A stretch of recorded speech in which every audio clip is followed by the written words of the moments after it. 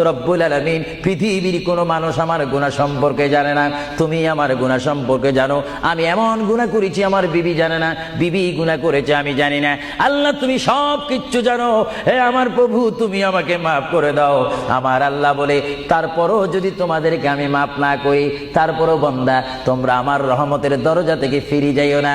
আমি তোমাদেরকে হুকুম দিচ্ছি, ওয়ালাউ আন্নাহুম ইয যালামু আনফুসাহুম জাউকা, বান্দারে যদি গুনাহ করে ফেলো আমার রহমত থেকে মুখ ফিরিয়ে তুমি চলে যাইও না।